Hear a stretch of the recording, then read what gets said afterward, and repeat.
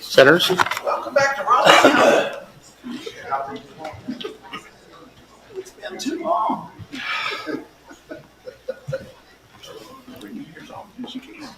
Absolutely.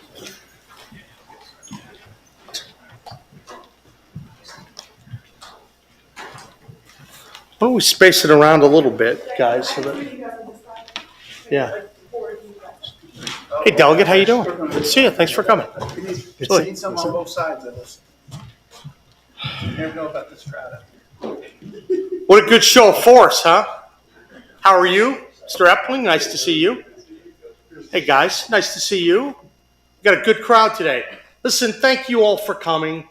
It's a wonderful group that's here today, and we wanted to come and provide an important update because you know that several weeks ago we brought many people together to give an update on the good work of our state police and our state's partnership with ICE. Some of the most important work that the state is doing. And I want to start first by recognizing a few people. There are a lot of folks who are working very hard. We've got our great deputy secretary over there. We've got Buffington. Where's Buffington? Oh, there he is. He's got Doug Buffington. He's the Marco Rubio of our administration. He's got like 5 different jobs. He's doing great. Commish, great to see you. We've got Colonel Jim Mitchell, who is doing a terrific job as the head of the state police. I really feel good about the culture that he's bringing to bear. It matters. I feel very fortunate about that pick. And then also Captain Richard Stevenson, who heads the ICE task force. And where are you? Where's Stevenson? You've been a busy guy. This guy is doing a lot of good work. Also grateful to be joined by Captain Andy Evans with the Turnpike Troop 7, Sergeant David McMillan, Corporal Richard Painter, Corporal Jack Woods, Sergeant Jamie Barker, and everyone up here today. I don't want to miss anyone, but I just wanted to highlight a few of the people because these are the folks that are working hard every day to keep West Virginians safe. You know, when Joe Biden was busy opening up the border, letting millions and millions of undocumented aliens walk through, I knew when I was the state attorney general that was wrong. And you may remember that I talked a lot about that issue, and I even knew that there was more that West Virginia could do to help stop the problem, because we were a border state when you factored in all the illicit fentanyl that was flooding in. And people said, no, there's not many arrests, there aren't many undocumented aliens. We knew better. And so one of the things I was very excited about was when President Trump came in, we were able to forge a broad new partnership to really focus on this problem, because not only will it lead to the arrest of undocumented aliens, it also plays a major role in fighting the drug crime that we have here in West Virginia. At my direction, in recent months, our state police have gained some of the tools, and they've been given the discretion to make these arrests, ultimately speeding up the deportation process. So today I say what I said a few weeks ago, it bears repeating. If you were in our country illegally, if you are in West Virginia, if you are breaking our laws, we are going to arrest you. Period. Full stop.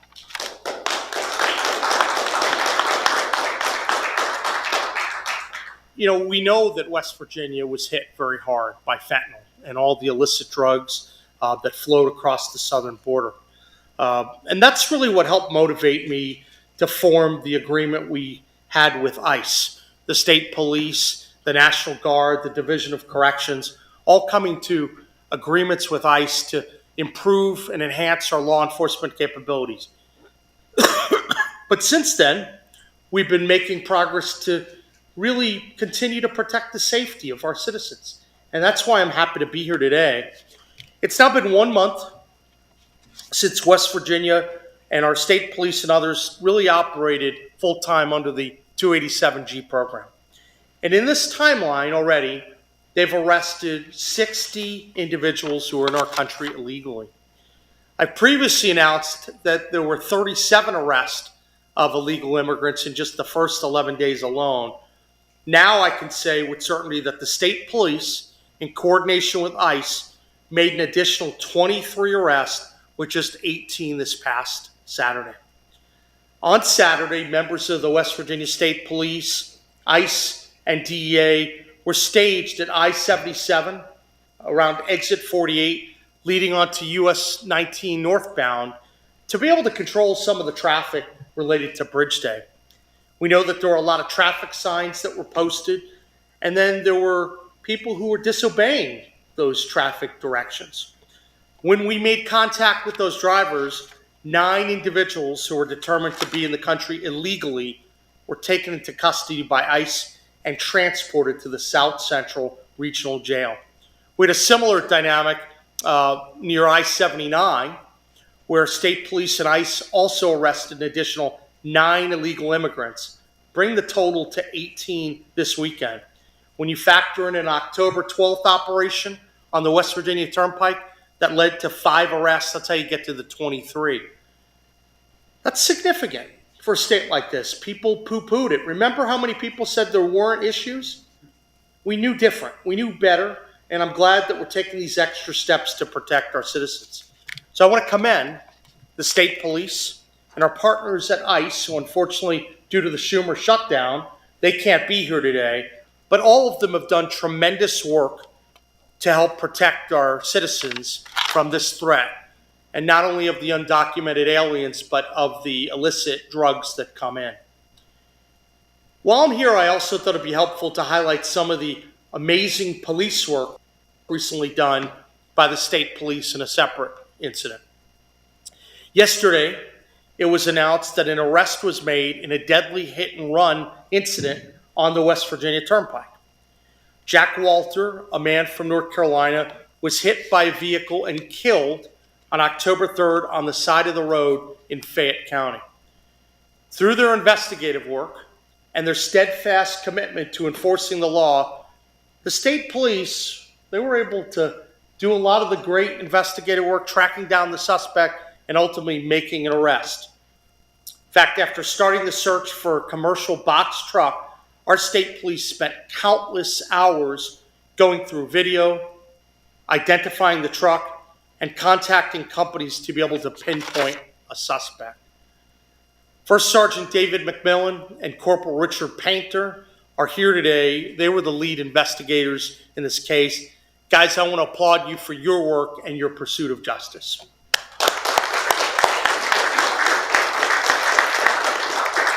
And now I want to recognize someone who's really been playing an incredible role in driving the culture of the state police forward.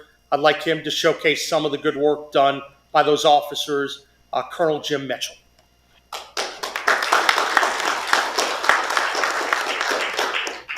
Thank you, Governor Morrisey.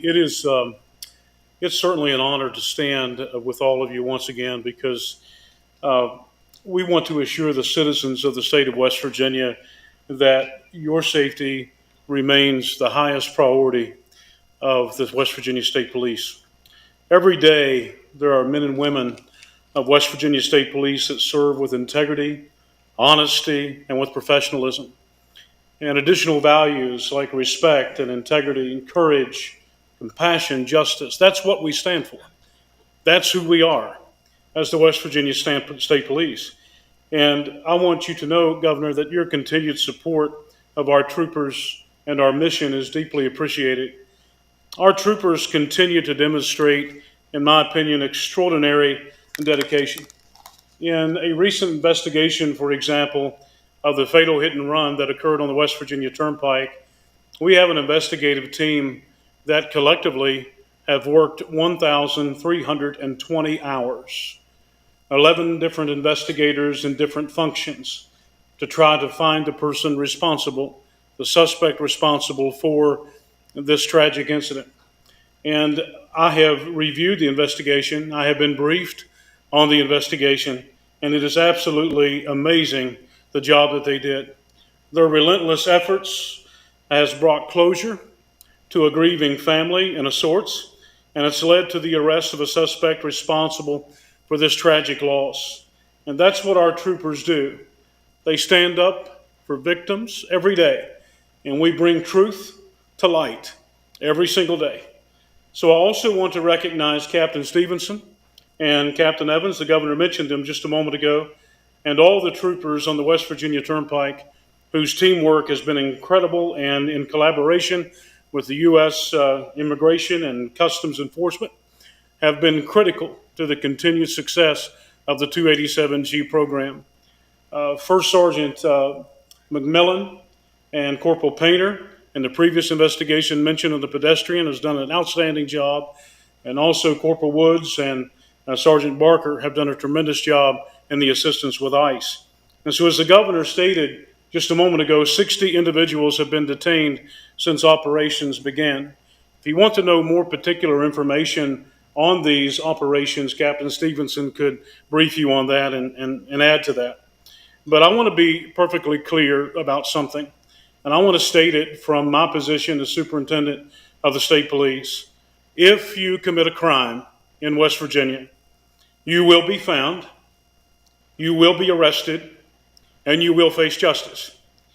We want you to be confident of that. We will not allow criminal behavior to endanger our communities or to threaten our families, because West Virginia is full of people that are hardworking and God-fearing and law-abiding citizens, and we will do everything in our power to protect them.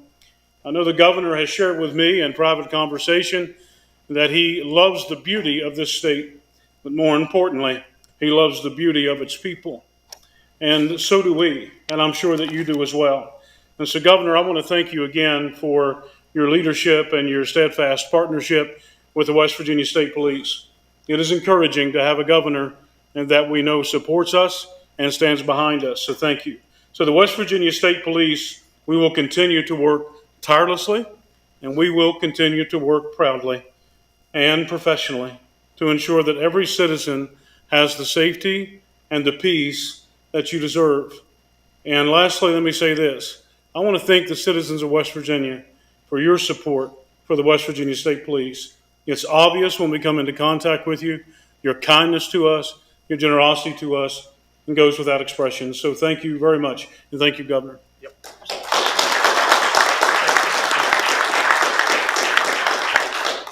Well, I'm grateful for you, Colonel Mitchell, and I always like to give some of the local officials. I think we have a delegate and 2 senators.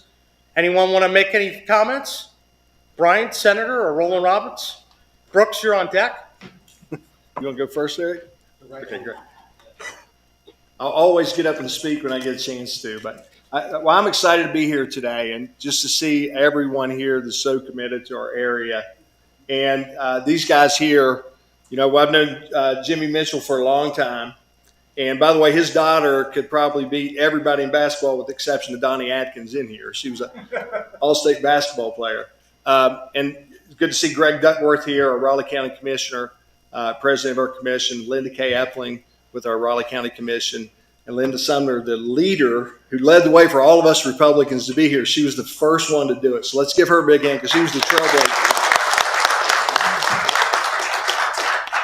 And I've known Richard Stevenson his whole life pretty much since he's a young guy. And so it's just exciting to see him do great things and just amazing to be here today. But, you know, I'm proud to be here stand with the governor today who's taking this issue seriously and who's standing with Donald Trump to stand up for West Virginia and our borders. You know, in West Virginia, we believe in faith, family, and freedom, but we can't have freedom if we don't have law and order. And these men represented here today represent law and order. And across our state, they do a great job of protecting all of us. Our ICE agents who can't be here today because of the Democrat shutdown make it happen for us all over the country. So I'm so proud to be up here today to honor them and to recognize them. You know, really, a country without borders is really not a country at all. And when we can't control who comes in and out of our borders, then we can't control the safety of our citizens. And we have an obligation to protect all of our citizens here in West Virginia, our women and children. We have an obligation to stop the vile practice of human trafficking that has taken place. And here in West Virginia, we've been hit harder than anywhere else in the nation by a long shot, and it's not even close, by the scourge of fentanyl.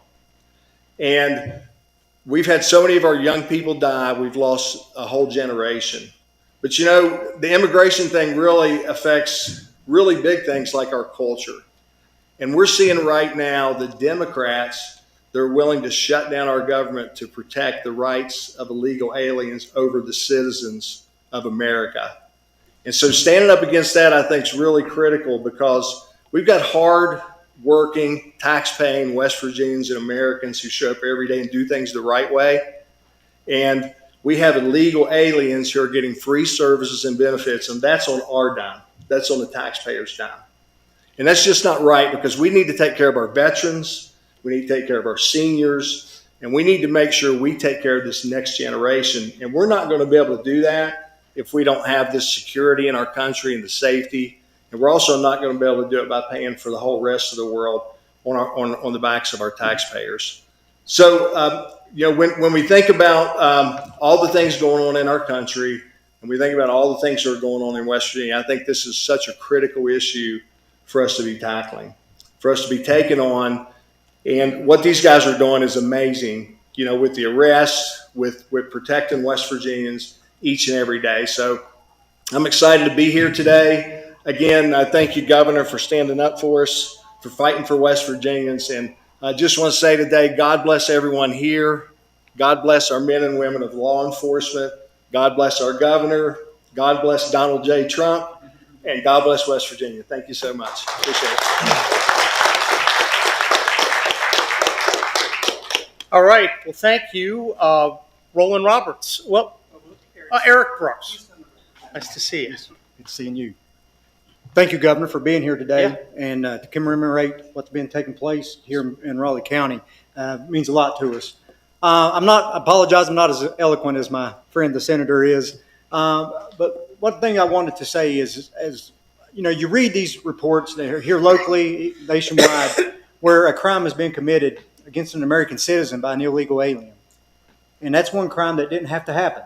And we know the angel moms and dads that have lost children to violence and murder by illegal aliens. And it just really strikes home with me, and I'm sure it does with you as well. It doesn't have to be this way. This was a self-inflicted wound that was allowed by previous administrations to allow these folks to come into our country and in our state and to live here illegally. And I just want to thank the men that's standing here and the group they represent, state law enforcement, the local law enforcement, the federal law enforcement through the ICE agencies and other federal agencies as well that work on these cases and on these problems. We don't have anything if we don't have safety in our communities. We can't grow like we want to grow in our state if you don't have law and order presiding in our areas and our communities. We all want that.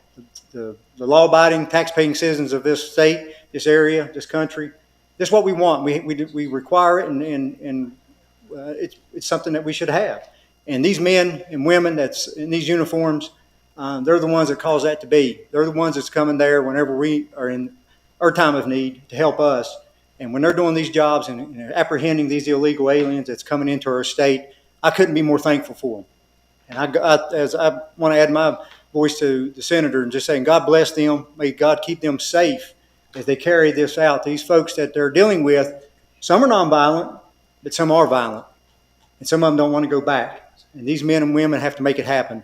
So I just pray for their safety, and I'd ask that you would pray for their safety as well as they carry out their duties each and every day. And I thank God for them. So, Governor, thank you for being such a leader in this area, working with this relationship with ICE to bring this about. It's good for our area. It's good for our people. We're safer as a result of the processes that you've put in place, and I'm very thankful for that, Governor. So thank you so much. God bless you all. Thank you.